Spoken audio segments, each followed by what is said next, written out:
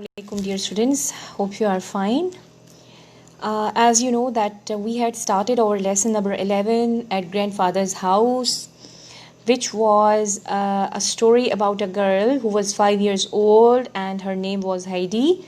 And Heidi, for the first time ever, she visited her grandfather and she came to stare at his place.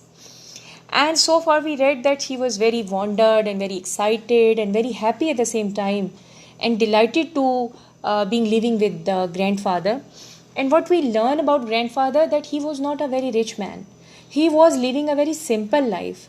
He was having a very simple house, and inside the house, even the things were very simple.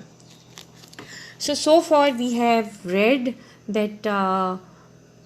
How was the condition of house inside, and now we are going to start reading from here where we left the day before yesterday. Okay,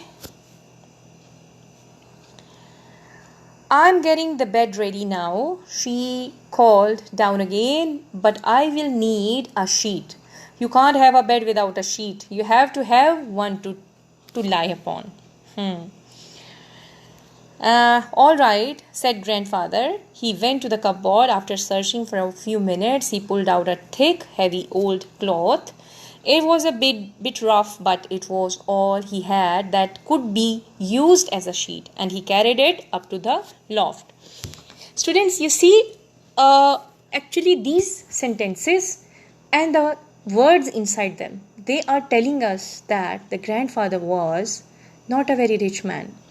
He was not even affordable enough to have good sheets at his home.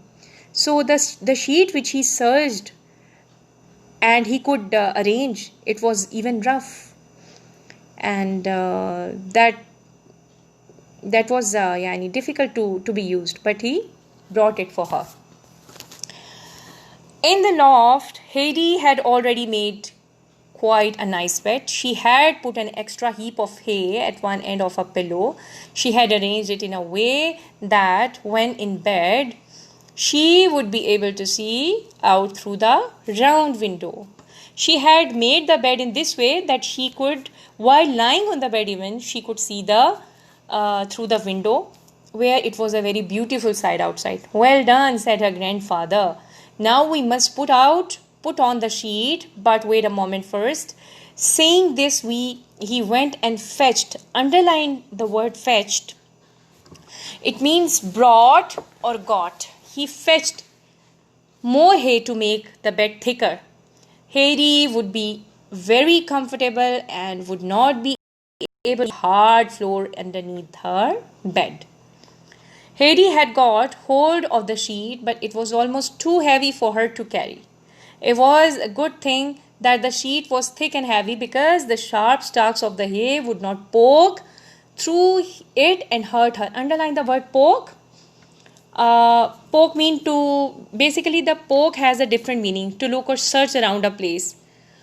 But here the poke is used that they won't touch her or they won't hurt her. Because of that, what will not touch her or hurt her? The sharp stalks of hay. It is understood. But with the help of the heavy sheet, they won't do it.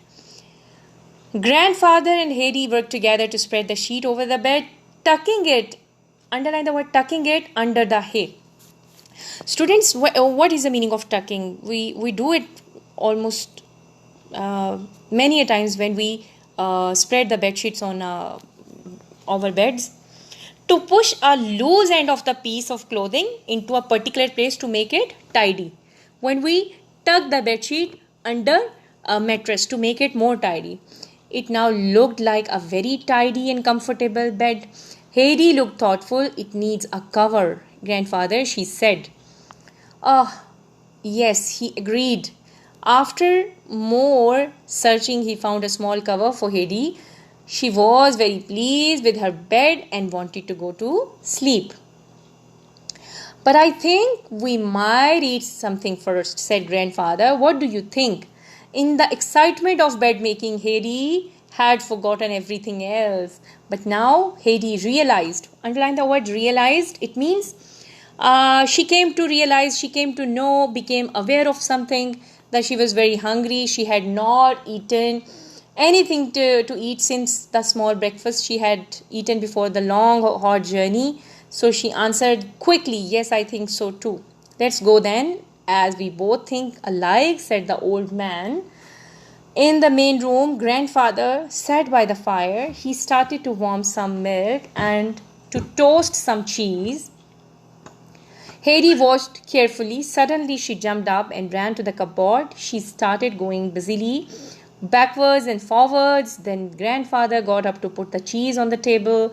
He saw it was tidily laid with the bread, two plates, and the knife. Hedy had remembered all that there was in the cupboard, and she knew which things would be wanted for their meal. What